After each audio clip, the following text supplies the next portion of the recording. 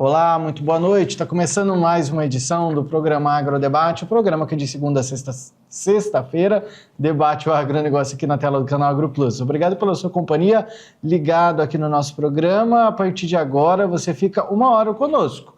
São 1 hora de debate sobre o agronegócio, informações de relevância para o setor. Nos destaques do programa de hoje, olha essa notícia que saiu hoje, quarta-feira, dia 9. O Parlamento Europeu aprova uma moção contra a classificação de risco daquela lei antidesmatamento europeia, da União Europeia, que inclusive fere muito, né, a soberania brasileira, fere muito o nosso Código Florestal e fere principalmente os produtores rurais brasileiros. A gente vai conversar sobre isso, que para os produtores rurais brasileiros é uma boa notícia. Vamos entender o porquê e como que o Parlamento Europeu, né, parece que está indo contra a classificação, a Comissão da União Europeia. O que está acontecendo lá dentro para eles pedirem, né, essa mudança? Então a gente vai tentar entender para que a gente possa discutir hoje por aqui sobre esse assunto.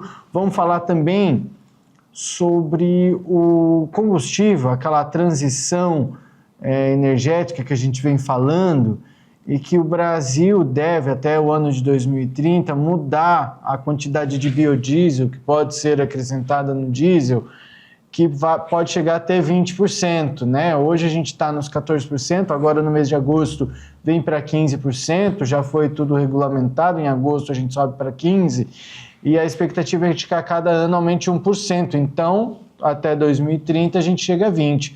Só que aí entra uma consultoria com um estudo que mostra que o Brasil vai ter que continuar investindo e muito nas nossas capacidades industriais para dar conta da quantidade de óleo que será necessária para uso doméstico e também uso para mistura no biodiesel. Vamos falar sobre isso e outros assuntos. Tem muita coisa para a gente conversar no programa de hoje. Para debater por aqui, hoje os nossos dois comentaristas que colaboram sempre com as suas opiniões por aqui. Seu Bianco, que é especialista em negócios, e Daiane Kirneves, especialista em agronegócio. Meus amigos, muito bem-vindo, seu Bianco. Muito bem-vindo. Boa noite, Jossan. Boa noite, doutor Daiane. Boa noite a todos que nos assistem. A União Europeia está novamente prorrogando este que podemos dizer que é uma moratória, não só da soja, mas uma moratória de desmatamento. Então, vamos conversar um pouco sobre isso para a gente ver qual a finalidade deles fazerem essa prorrogação. Daiane Kirneves, seja muito bem-vinda. Boa noite. Boa noite, Jossan. Boa noite, Bianco. Muito boa noite a você, telespectador também que nos assiste aqui, ligadinho com o nosso agrodebate. Vamos lá, então, a nossa bancada Tríplice Digital está formada. Tem muito papo para hoje, viu? Porque além dos assuntos aqui nos destaques, a gente tem outros assuntos a serem comentados, então não vamos perder tempo, não. Vamos debater o agronegócio?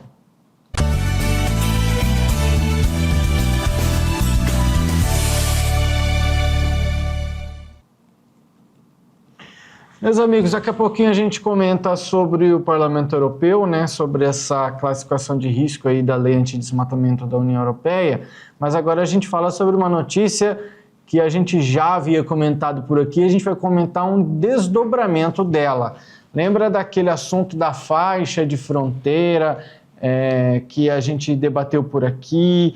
Existia o prazo até outubro desse ano para o produtor rural que tem a sua área em uma área de fronteira para regularizar, e havia a expectativa de ser prorrogado por 5 anos esse prazo. Na verdade, essa expectativa ela ainda existe, mas o desdobramento que a gente traz a respeito dessa notícia é que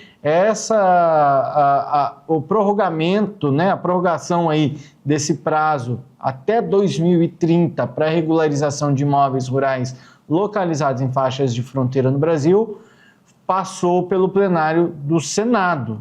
Isso já é uma boa notícia.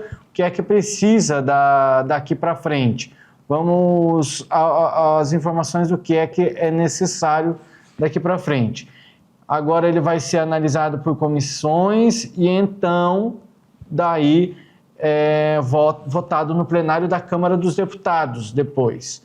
Se votado pela Câmara dos Deputados, aprovado, sem alterações, ele vai direto para a sanção presidencial.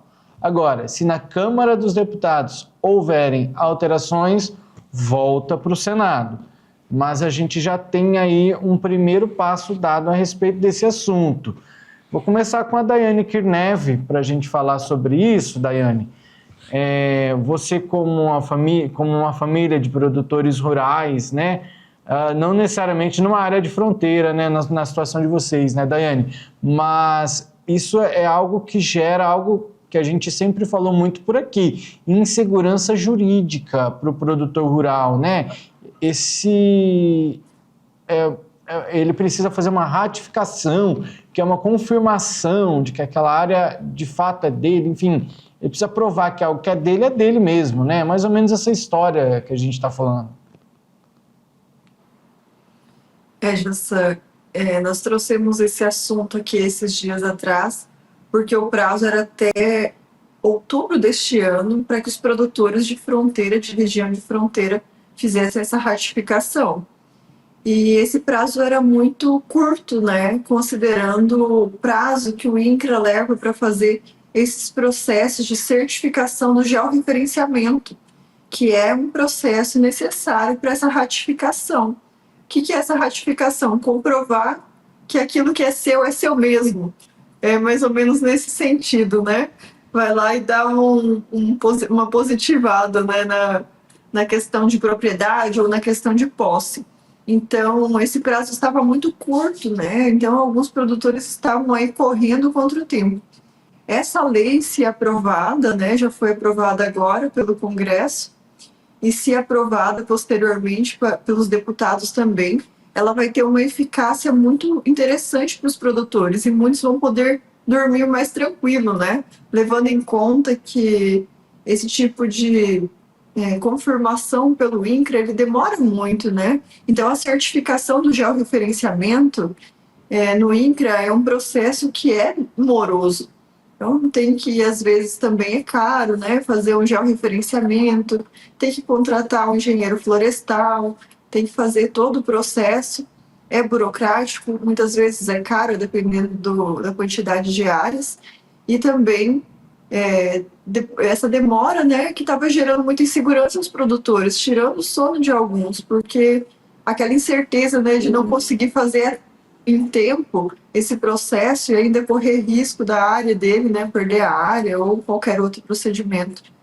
Nós não temos propriedade em região de fronteira, mas a gente vive muitas vezes com inseguranças assim, né, e não é fácil, Jossan, porque você ficar dependendo de órgãos para certificação e daí criam novas regras e muitas vezes aquelas que já tinham feito antes, né, são mudadas as regras do jogo no meio do jogo. É isso que a gente tem que falar. A verdade é essa. Então, gera essa insegurança. E esse projeto de lei ele veio em um ótimo momento. Eu espero que seja aprovado para que muitos produtores de região de fronteira, que são muitos, né? Afinal de contas, nós temos muita terra, né? E muita fronteira, consequentemente. A nossa extensão territorial é grande, brasileira. Então, imagine quantas famílias estão aí à mercê dessa situação e desse problema. Então, tomara que seja aprovado. A relatora dessa proposta, a vice-presidente da Frente Parlamentar da Agropecuária, a senadora Tereza Cristina, ela disse que nos últimos 10 anos o processo de regularização de imóveis, né, nessas áreas de fronteira enfrentou dificuldades por conta da ausência de regras claras. Ela disse que essa aprovação é de suma importância e amplia aí por mais 5 anos esse prazo para os interessados requerirem, né, perante ao INCRA essa certificação de georreferenciamento, a atualização na inscrição do imóvel do Sistema Nacional do Cadastro Rural, que são requisitos para essa ratificação de registros de imóveis rurais com área superior a 15 módulos rurais situados em faixa de fronteira. Os produtores, segundo ela, precisam mais do que nunca dessa ratificação para consolidar a sua posse e propriedade. Seu Bianco? Então, Jussan, eu gostei que vocês falaram que cada produtor aí vai ter que provar o que é dele mesmo, né? Provar o que é dele registrando. Vamos recapitular um pouquinho o que acontece no Brasil. O Brasil tem limites de fronteira em torno aí de 500 municípios. Então, existem muitas propriedades que estão à mercê ou necessitando dessa regularização. Muitos desses estados, os proprietários adquiriram do estado a documentação, a escritura, e eles possuem essa escritura. Porém, bancos ou essa lei dizia que se eles não fizessem o georreferenciamento agora, até essa data que vocês citaram, esse documento dele perderia a validade. Então, quando você junta todo mundo para trabalhar num determinado momento, isso fica muito caro, tanto para o produtor, para os profissionais. E agora, com a ampliação dessa lei para mais 5 anos, vai se dar tempo para que esses produtores rurais, com mais tempo, possam fazer essa regularização, que nada é mais do que o georreferenciamento. E, como a gente já comentou muito aqui, o georreferenciamento é você colocar na sua escritura coordenadas geográficas ou outro tipo de coordenadas que fiquem centralizadas por satélite, e essas coordenadas elas determinam exatamente a localização de sua terra. Isso é um benefício muito grande para o mundo inteiro, porque se você pode estar na Europa e você quer ver uma cidade de uma determinada pessoa, seja na fronteira ou seja onde quer que seja, você digitando as coordenadas dessa fazenda, você automaticamente cairá em cima de onde é essa propriedade. Então não vai existir mais aquele problema de que você mostraria para uma pessoa, minha fazenda é aqui, sendo que você está mostrando a fazenda do vizinho. Então, com essas coordenadas, te dá a certeza absoluta de onde é que está essa propriedade. O que é que não pode ter? Esse atropelamento em virtude de que muita gente irá procurar o mesmo sentido no mesmo momento. E isso ficaria muito caro para todos os lados. A importância da ratificação desses imóveis rurais em áreas de fronteira é uma forma vamos lá, tem aí 4 pontos principais aqui, ó. Proteger a soberania nacional, regularizar ocupações antigas, garantir segurança jurídica e controlar a presença estrangeira em áreas sensíveis. Então, mais uma vez, o que parece é que está sobrando para o produtor rural, e vale lembrar também, a gente já mencionou por aqui, né, que o governo federal ele entende como faixa de fronteira uma largura de 150 quilômetros, né, a partir da linha divisória com outros países. Então, é claro que é para evitar, daí tem uma proibição também de estrangeiros adquirirem terras diretamente nessas áreas. Isso tudo, eu acho que para garantir, né, uma divisão geográfica mesmo. Aqui é Brasil, aqui são outros países. Então, o Brasil é aqui, para que evitar que haja enganos ou, enfim, né, de alguma forma, uma perca dessa propriedade, precisa se fazer isso. E aí parece que, Daiane, mais uma vez sobra para o produtor rural, né? É aquilo que a gente está falando desde o início. Falamos, o seu Bianco confirmou, você já falou, o produtor rural tendo que provar que o que é dele. Gasta com dinheiro, investe, mas enfim, ele já está ali, ele não vai desistir do negócio dele. Mas sempre sobra para o bolso do produtor rural. Já sou sempre para o produtor, e não é barato, né? porque a gente sabe que esses processos, para quem já fez, ter que fazer novamente, são processos caros, né? Mas o que a gente falou ali sobre a questão da soberania, a importância da regularização dessas faixas para a soberania, porque se o estrangeiro começa a adquirir faixas que são fronteira, é como se nós perdêssemos nossas portas de acesso, né? Como se não tivéssemos mais controle dessas portas. Então ficaria um livre acesso. O Brasil perderia esse controle soberano, né? Porque o país é nosso, entende-se, né? Que a soberania, ela fala muito sobre isso, sobre a nossa propriedade, sobre o nosso direito, sobre a nossa autonomia e autoridade também. Nós somos autoridade sobre o nosso país. Conforme vai deixando, por exemplo, se o Brasil deixasse o estrangeiro ficar adquirindo terras nessas regiões de fronteiras, ele teria a perca, né, disso, muitas vezes de um controle, e a segurança estaria comprometida. Então, assim, só para falar um pouquinho sobre isso também, é nesse sentido que aumenta a soberania brasileira, a questão da regularização para que não estrangeiros estejam aqui, nas fronteiras, né? Muito bem, seu Bianco. Jossan, só para deixar assim mais claro também, todo e qualquer imóvel acima de 25 hectares, hoje existe o georreferenciamento para venda, para negociação, para intermediação. Então, se você fez uma venda de um imóvel desses, seja ele acima de 25 hectares, você tem a obrigação também de fazer o georreferenciamento. Mas aí você fez uma comercialização, você fez uma negociação, aí você tem a obrigação de fazer em virtude da negociação. Até o final do ano, parece-me que de janeiro em diante, todo e qualquer imóvel rural, a partir eu acho que é de 4 hectares, ele vai ter que ter esse georreferenciamento. Penso eu que será prorrogado esse também. Isso não são só para imóveis na fronteira, serão para todos os imóveis rurais dentro do Brasil. Então, de repente será prorrogado. Mas essa obrigação também, ela estaria para qualquer negociação. Se você vender um imóvel aí que tenha 26 hectares hoje, você tem que fazer o georreferenciamento e você tem que, para transferir o imóvel, essa é a exigência. Só para ficar um pouquinho mais claro. Enquanto que na fronteira, você mesmo não fazendo a negociação, eles exigiam que você fizesse esse georreferenciamento.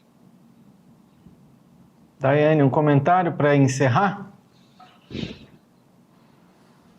Jossan, realmente o georreferenciamento ele é necessário, né? Em praticamente todos os imóveis, mas aqui a gente está falando de uma ratificação, que é necessária a certificação desse georreferenciamento, que muitas vezes a gente não consegue. Hoje, estima-se que aproximadamente 3% de todas as propriedades somente tenham essa certificação. É algo bem complexo mesmo, só para vocês entenderem. Existem muitas áreas que às vezes tem sobreposição, ou que tem alguma disputa, ou que tem alguma irregularidade, ou muitas vezes acontece que eu não sei por que aparece floresta onde não tem, aparece até algumas apps onde não tem, e daí não consegue muitas vezes certificar. O sistema mesmo, ele dá umas incoerências, né, do sistema, e muitas vezes eles não conseguem fazer essa certificação por causa dessas incoerências do próprio sistema. Então, para a gente saber que não é uma coisa simples a ser feita essa certificação, é essa quantidade de imóveis que são certificados hoje. Até hoje, só 3%. E isso também é muito parecido com a escritura, né? Muitos produtores rurais sabem que precisam de uma escritura, que isso dá mais segurança para ele. Essa ratificação ela é necessária para dar também mais segurança jurídica, por mais que o produtor já tenha a escritura dos documentos dele, ele tenha alguma outra documentação, mas se ele não tiver essa ratificação, ele pode ser impedido de conseguir um financiamento, ele pode, enfim, são vários problemas que pode gerar. É interesse dele também, porque essa semana que a gente conversou, segunda-feira, conversamos com o Luiz Bir, vice-presidente da ProSoja Mato Grosso, e ele nos relatou da dificuldade que ele, que nunca atrasou uma conta na vida, está tendo para conseguir um financiamento por conta dos problemas que a gente vem falando, né, com o Plano Safra e 25-26. Então, se a gente já está tendo esse tipo de problema com quem não tem restrição nenhuma, imagina se você tiver uma restrição ainda como essa, que não seria algo... Bom, eu ia falar que não seria algo muito grave, mas se tratando de lei, enfim, se não cumpriu, daí dá tudo errado. Bom, meus amigos, seguimos por aqui. Eu estou curioso para falar sobre o Parlamento Europeu, né, que aprovou uma moção contra a classificação de risco da União Europeia, a lei antidesmatamento da União Europeia. Vai ficar para o próximo bloco. Vamos fazer uma pausinha aqui para eu tomar uma água, que eu estava me engasgando aqui agora. E aí, no próximo bloco, a gente vai falar sobre esse assunto. Quero ouvir a opinião de vocês, entender o que é que está acontecendo por lá. É rápido, voltamos já.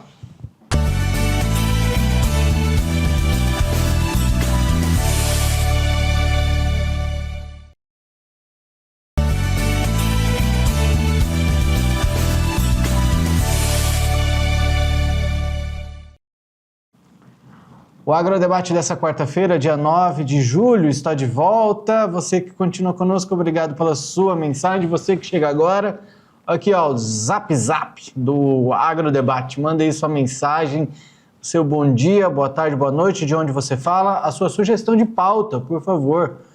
Galera, eu gostaria que vocês me explicassem tal assunto. A gente conversa com os nossos especialistas aqui, a gente traz o máximo de informação possível. Tudo isso no meio do agronegócio. Estamos aguardando a sua participação, a sua colaboração aqui no Agrodebate. Vamos lá, continuando com as nossas informações. Olha essa notícia que é de hoje, viu? Quarta-feira, dia 9. O Parlamento Europeu aprovou uma moção contra a classificação de risco da Lei Antidesmatamento da União Europeia. E aí eu estou tentando entender um pouco disso, já que os parlamentares eles tentam pressionar a Comissão Europeia para mudar a metodologia dessa lei antidesmatamento, né, usada dentro dela, e que afeta muito o Brasil. Portanto, foi aprovado uma moção de objeção. São palavras muito complicadas, é por isso que a gente vai destrinchar essa informação, né? Uma moção de objeção pedindo a revogação da classificação de risco de países que estão no âmbito dessa lei antidesmatamento da União Europeia. Dos 688 deputados europeus, 373 consideraram que a regulamentação de implementação 2025/1093, publicada em maio pela Comissão Europeia, extrapola os seus poderes e se baseia em dados desatualizados, com falhas metodológicas e falta de transparência. Vamos conversar então com os nossos especialistas, seu Bianco, que é especialista em negócios, e Daiane Kirnev, que é especialista em agronegócio, conosco hoje por aqui. Seu Bianco, o que é que faz parecer isso aqui? Parece que nem os próprios europeus estão satisfeitos com leis criadas por eles mesmos. Que dirá o brasileiro? José, é muito complicado. Primeiro, que nem você falou, tudo palavras complicadas, a lei antidesmatamento, então não pode desmatar. Bom, por que é que eles estão querendo essa lei antidesmatamento? Para que não haja o aquecimento global ou porque a poluição no mundo diminua, não sei qual o fator. Quais são os países que têm, vamos dizer, florestas ainda? São mínimos os países. Então, a lei antidesmatamento, eu acho que simplesmente é um embargo comercial disfarçado. Essa é a minha opinião. Aí, o que o Parlamento Europeu quer? Que todo e qualquer desmate, mesmo que tenha sido legal, eles não possam comprar. E não é só a soja, porque nós temos a moratória da soja, que é o que tinha de desmate depois de 2012. Esse desmate deles é depois de 2020 e pode ter sido legal. O governo brasileiro, o IBAMA ou o governo estadual, a SEMA, autorizou você fazer um desmate em cima daquela lei rigorosa que nós temos. E na Amazônia você só pode desmatar 20%. Então, se você tem 100 hectares e você transformou os 20% legal que você podia, você transformou em área produtiva, você estaria dentro de um determinado embargo que você não pode vender. Não pode vender soja, não pode vender madeira, não pode vender diversos produtos para o mercado comum europeu. Eles estão vendo isso e sabem que isso é um problema grande. Já tiveram lá em dezembro era para ter entrado em vigor em dezembro de 24. Em dezembro de 24 eles jogaram para 30/6 de 25. Agora 30 de junho. E agora estão jogando para 30 de dezembro.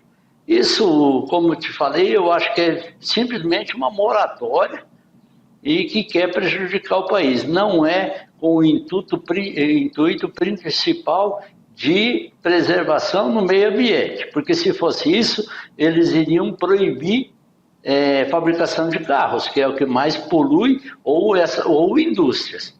Como que não se vai atrás de indústria nem de carros? Só vem em cima do Brasil no desmate, principalmente de floresta. Então, os europeus, eles mesmos, agora, por que é que eles estão, no meu entender, prorrogando?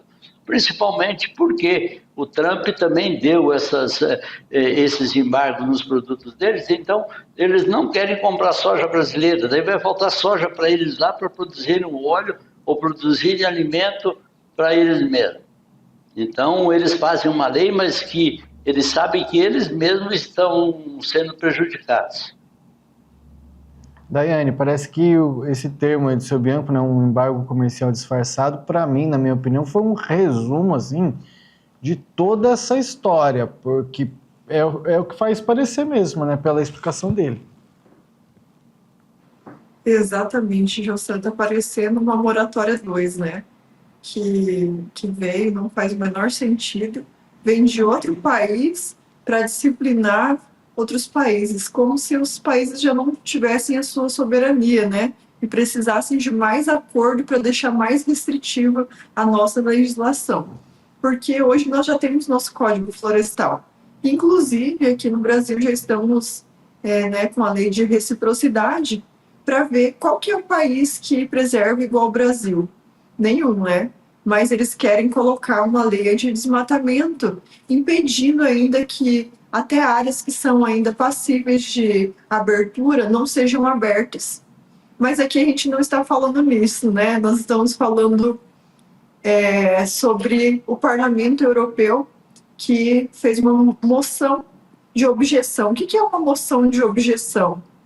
Eles foram contrários, né, à classificação de risco dos países. Eles acreditam que sejam dados que são desatualizados ainda para fazer essa classificação dos países como país de alto risco, baixo risco, médio risco.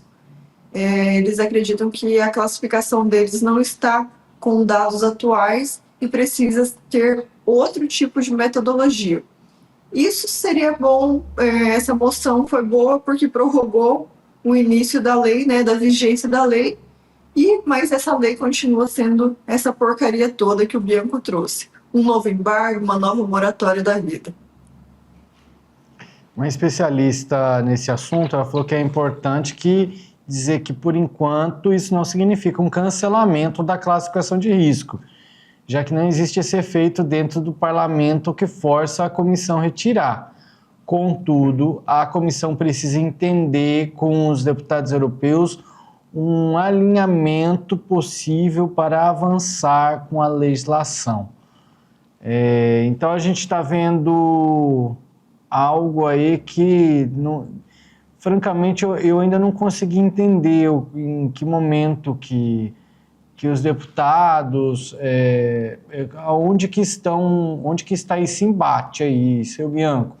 Será que a gente consegue chegar mais a fundo ainda? Como que isso aconteceu? Quem está reclamando? José, é tudo muito confuso, também não consigo entender direito.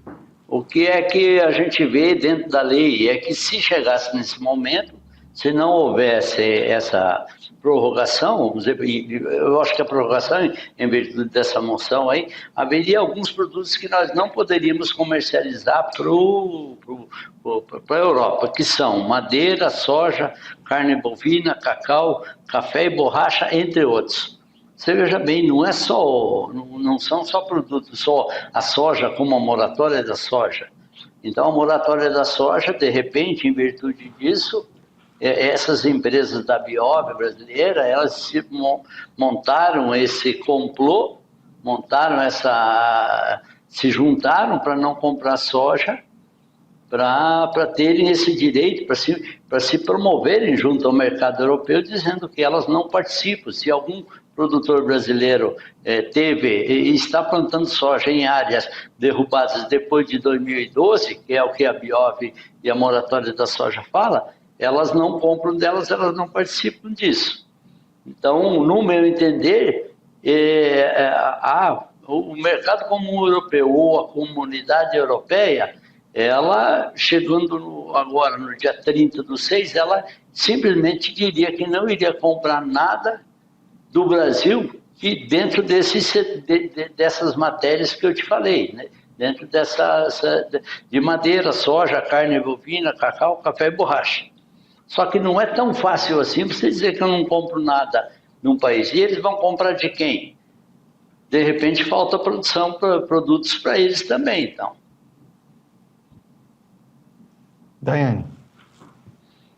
Essa questão da lei anti-desmatamento, ela prevê uma proibição de comercialização desses produtos agropecuários também, de origem de área desmatada após dezembro de 2020. Então, toda a propriedade que estiver aberto lá, desmatado, depois de 2020, depois de 30 de dezembro de 2020, ela não poderia comercializar com a União Europeia. Essa é basicamente a intenção da lei anti-desmatamento. Mas o que a gente sabe é que países mais jovens como o Brasil, né, que ainda estão em desenvolvimento, ainda possuem áreas muito fechadas, né, que tem essa possibilidade de abertura. A gente tem um percentual de reservas, né, e a gente pode ainda estar desenvolvendo muitas regiões, abrindo algumas propriedades ainda, é possível isso sim, e de acordo com a nossa lei. Só que, de acordo com essa lei anti-desmatamento, essas áreas não poderiam estar comercializando com a União Europeia. Vejam só, né? Quem mais abriu, agora não vai querer que os outros abram também. Então, eu acredito que isso seja também uma questão mercadológica, né? Para impedir o desenvolvimento também econômico dos países como o Brasil, que vem numa economia agrícola muito forte, e é difícil competir com um país que produz muito bem, né? Utiliza tecnologia, produz com valores mais acessíveis que os europeus gastam muito para produzir, por exemplo. Então, nós somos um concorrente tanto para eles, né?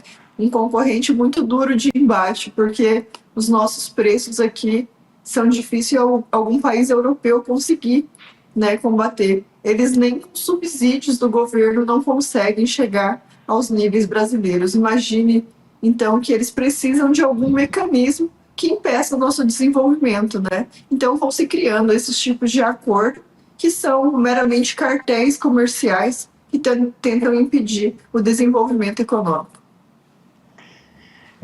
Encontrei alguns dados aqui também que mostram os principais argumentos, né, a favor dessa moção, que são dados antigos e metodologia frágil, né? A classificação hoje ela usa dados da Organização das Nações Unidas para Alimentação e Agricultura anteriores a 2020, sem considerar a dinâmica recente de uso da terra ou medidas de proteção florestal.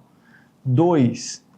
Apenas 3 categorias. Os parlamentares eles querem uma 4ª categoria, que seja negligível, uma categoria sem risco, para países com florestas bem protegidas, evitando penalizações injustas, que eu acho que Bom, enfim, Brasil teria uma grande possibilidade de entrar aí. E a exigência, já que a nossa classificação de risco é média também, viu? E a exigência de uma revisão periódica. A moção ela recomenda que a classificação seja revisada regularmente, com critérios mais transparentes e regionais. Para finalizar, seu Bianco, e depois eu passo para a Daiane. Joção, não consigo acreditar que pessoas, consumidores, eles fiquem defendendo essas leis de antidesmatamento. Por quê? Eu vejo que 10% da população mundial, que nós temos em torno de 8 bilhões de pessoas, mas 800 milhões de pessoas geralmente passam fome no mundo. E como é que a gente poderia solucionar essa fome no mundo? Produzindo alimentos. E aonde é que se produz alimentos? Nessas áreas que a gente poderia transformar de áreas improdutivas em áreas produtivas. Não precisa também querer desmatar a Amazônia inteira, não precisa. Porque se a gente também não tivesse processo de evolução de sementes, de adubação, também a gente ficaria muito cômodo num canto querendo só derrubar mais e mais. Mas dentro disso, por que é que o mundo não olha principalmente para essas ONGs? Elas vêm e querem penalizar o Brasil. E tem muita ONG onde tem o setor produtivo, onde tem pessoas passando fome, não tem ONGs para tentar salvar essas pessoas que passam fome. Então eu não consigo entrar, no meu entendimento, não consigo entrar na minha cabeça que é melhor, muito melhor você não produzir nada e deixar a maioria ou 10% da população passando fome ou até morrendo de fome. Daiane?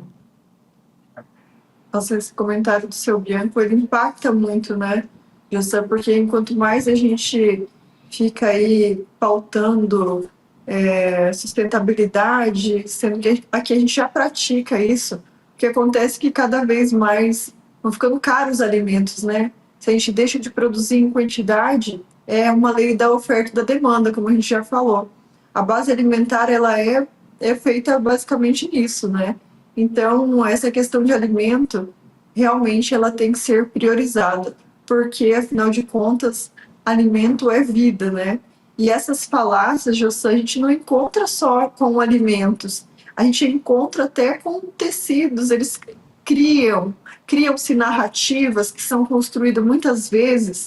Aqui eu vou pular um pouquinho, passar um pouquinho do assunto, mas só para que vocês entendam que essas narrativas que são construídas, elas são para descredibilizar algo que já é bom, que é verdadeiro. O agronegócio brasileiro, ele já é sustentável, ele já tem normas, ele já tem leis que são rígidas, as mais rígidas do mundo. Aí, quando eles querem desfazer algo, aí eles vão criando narrativas para desmoralizar aquele setor, para descredibilizar aquele setor, e isso acaba até encarecendo e desestimulando muitas vezes o aumento de produção e desenvolvimento. Eu vou dar um exemplo aqui para vocês do tamanho das falácias. A gente estava conversando semana passada na ProSoja Brasil sobre os tecidos. Os tecidos de algodão, eles são muito sustentáveis, né? Eles têm uma qualidade, eles são de origem natural. E o que o pessoal que faz tecidos sintéticos tem falado? Colocado etiquetas de carbono zero em tecidos que são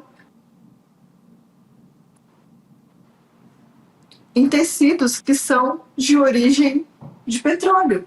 Então, como que eles podem trazer uma origem carbono zero? Por exemplo, para mim, até me questionei. Eu falei, como assim essa etiqueta aqui, num tecido sintético, não faz o menor sentido, não é mesmo?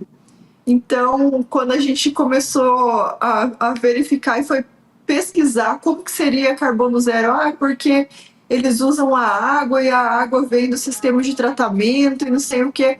Ou seja, uma mentira.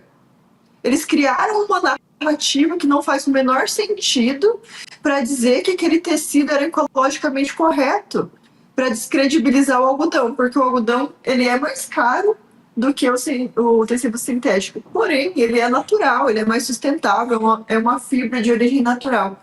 Então, só para que vocês entendam, eu mudei um pouquinho de assunto só para trazer que esse tipo de falácia ela é construída para desconstruir algo que é verdadeiro. Então, é uma mentira contada muitas vezes que aparentemente parece verdade. E é essa narrativa que tem acontecido no Brasil. Mas a gente não pode se enganar. Essas coisas, essas leis aí estão sendo criadas é só para eles, é só para a gente cumprir. Eles mesmos não cumprem nada. E quando chega na vez deles fazerem alguma coisa, nem eles mesmos conseguem demonstrar que tem reserva, que tem sustentabilidade na agricultura deles. Não existe lá. Então, eles criam marcos que são para que outros países não consigam, como o Brasil, se desenvolver. Coisas que eles já fizeram, não querem que os outros façam. Ora bolas, né? Assim, é muito fácil criar narrativas, porém, eles não fazem nada disso. Eu vou aproveitar os comentários de vocês dois e vou trazer um comentário, uma opinião minha também, a respeito disso tudo, porque eu acho assim, eu acho que tem que existir um equilíbrio. A gente sabe que o planeta Terra, ele precisa, enfim, não, a gente não precisa de muito estudo e muitos dados. Uma sombra, ela já é suficiente para a gente entender a importância de uma árvore, de uma vegetação.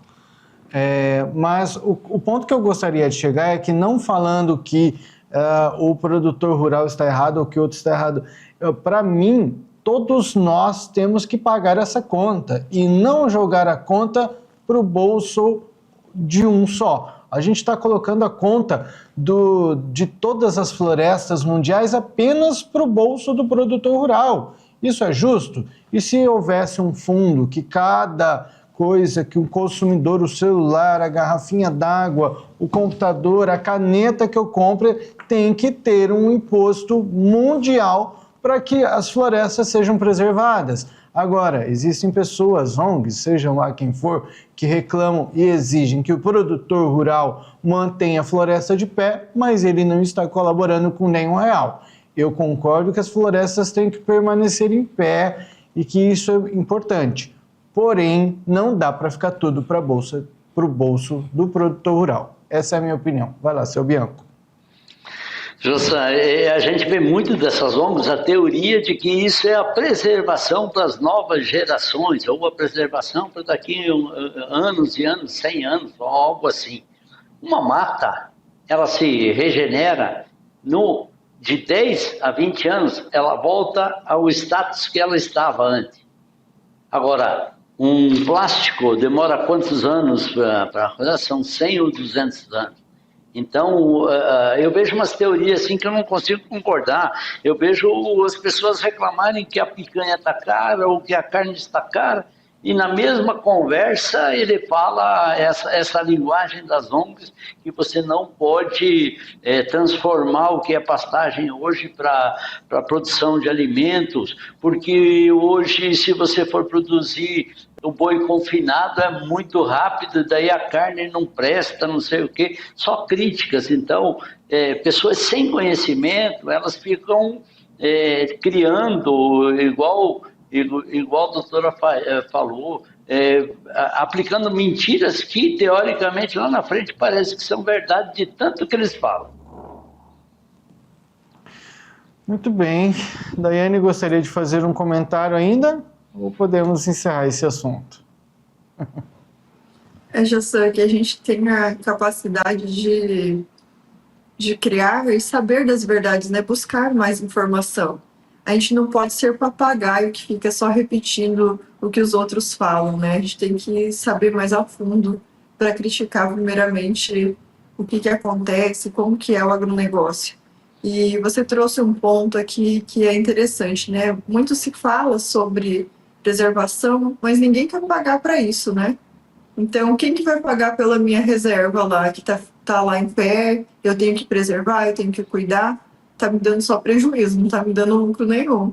Mas todo mundo quer que eu preserve, mas ninguém tá pagando por isso. Então, vamos refletir se é isso mesmo que as pessoas querem, ou se elas só são papagaios repetindo o que os outros falam. Muita gente apontando, e é isso, é aquilo, tarará. Então, mas todo mundo mora numa casa, então para você estar naquela casa é muito provável, quando se trata de território brasileiro, que você teve que derrubar a árvore para estar onde você está. É muito provável. E aí, por que uns pagam e outros não? Seguimos com o nosso programa. A gente vai fazer o último intervalo comercial de hoje para, na volta, falarmos sobre será que o Brasil vai ter que investir para a gente conseguir atender o B20 lá em 2030, que é o nível de 20% de biodiesel dentro do diesel lá para o ano de 2030. A gente vai fazer esse último intervalo comercial, que é bem rápido, e voltamos já.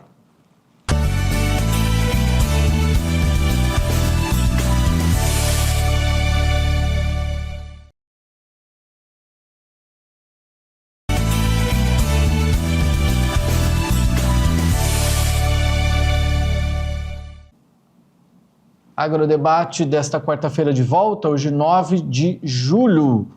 Obrigado a você que continua conosco, você que chega agora. A gente debate agora sobre o assunto da possibilidade, né, do Brasil chegar a um nível para o combustível, o diesel, de adição de 20% de biodiesel dentro dele. Para que o biodiesel... Hoje ele está em 14%, já foi regularizado a nova porcentagem de 15% que começa agora a partir do dia 1º de agosto. E para cada ano que se passe aumentar 1%, mas vai ficar tudo no montante lá para 2030, ou seja, para os próximos 5 anos, mais 5%. Então, lá para 2030, para a gente chegar no nível de 20% de biodiesel dentro do diesel, para que a gente passe para um combustível mais verde. É a lei do combustível do futuro, né?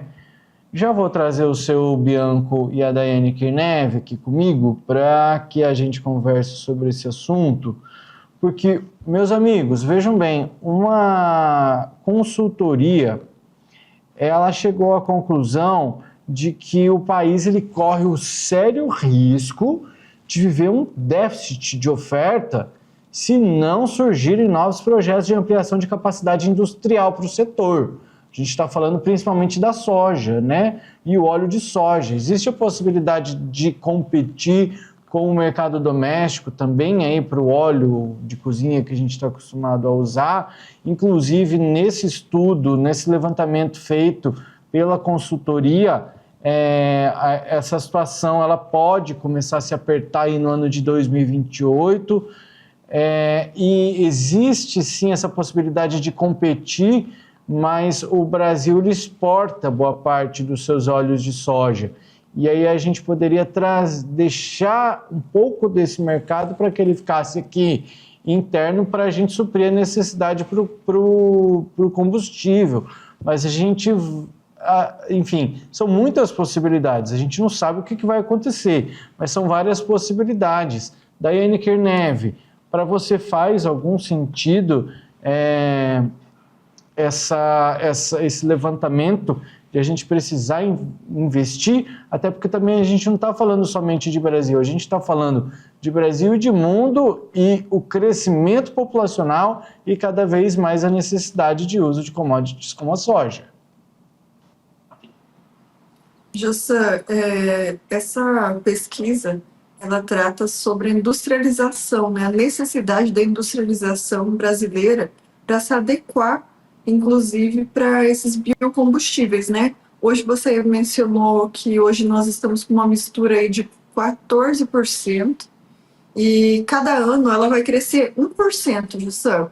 Então, a demanda necessária, ela vai precisar aumentar para que ela consiga suprir essa oferta, porque senão realmente pode faltar nas prateleiras, porque a base do óleo é a mesma, é a soja.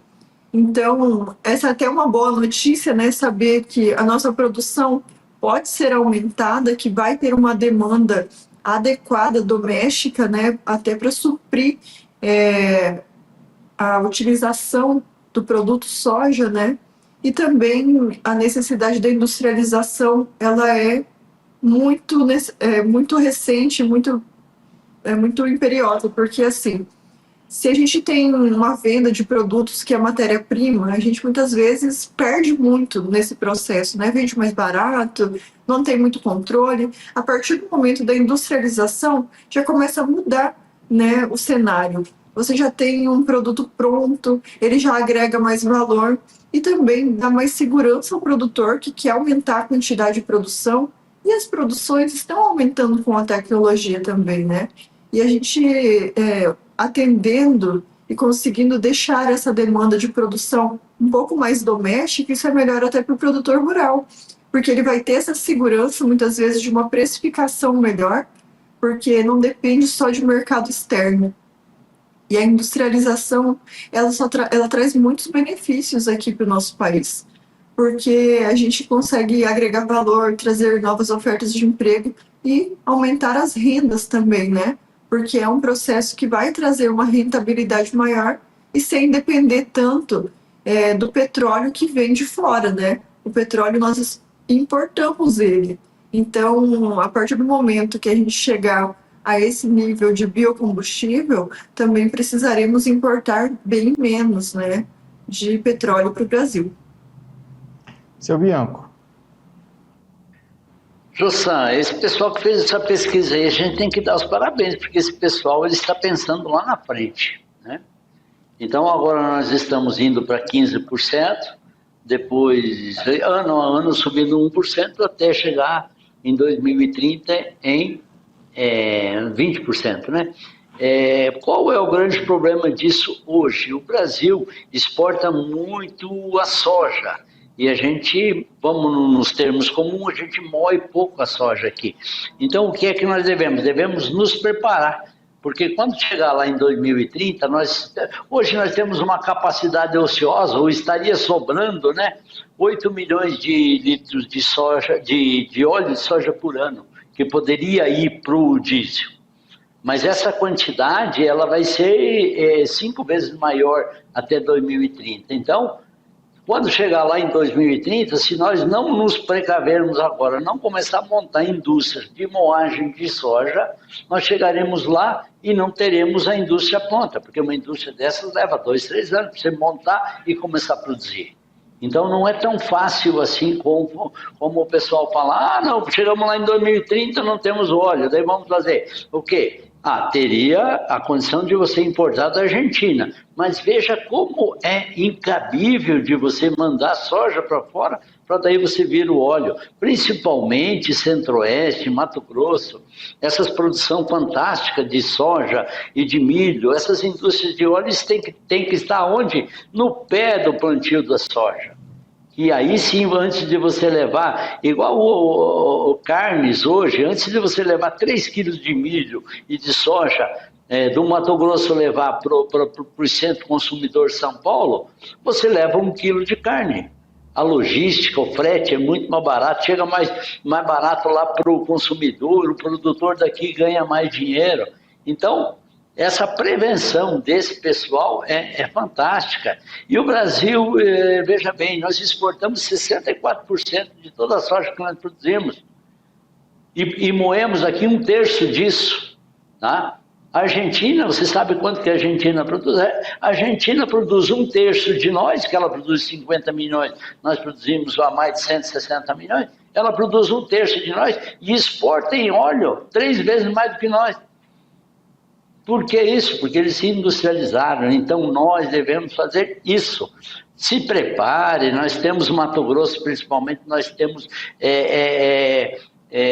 empresários fantásticos, arrojados, que estão entrando no processo do álcool do milho. O soja é matéria-prima abundante no Mato Grosso, então você tem que transformar isso. E olha bem, nós estamos industrializando também. Se você moer a soja no Mato Grosso, você vai ter comida para frango, para suíno e para boi, e você vai ter o óleo que você vai vender no biodiesel. Então, é um mercado fantástico, é uma oportunidade tremenda para que empreendedores, pessoas, principalmente no Mato Grosso, abram indústrias de moer soja. Isso é um espetáculo, vai ser, anote na agenda de vocês, nesses 5 anos futuros, Mato Grosso vai moer 90% dessa quantidade de óleo de soja que o Brasil vai consumir. Daiane, Um minuto para considerações.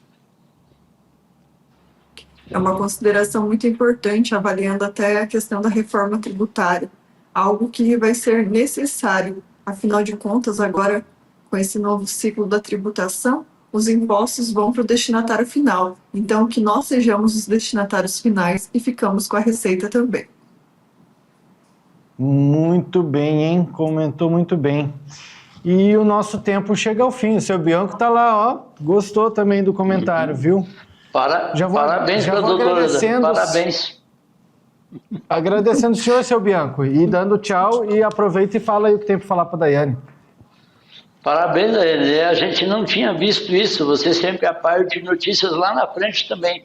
Começo do ano também vamos ter reforma tributária, impostos para todos os lados.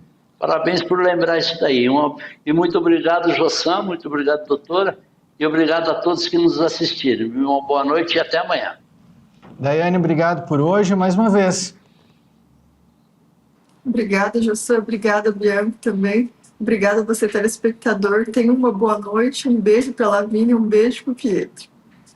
Valeu, meus amigos. Uma boa noite para vocês e até amanhã. Aos nossos telespectadores, obrigado pela sua companhia. Amanhã voltamos com mais. E ó, o zap aqui, hein? Manda sua mensagem lá. Boa noite, até amanhã.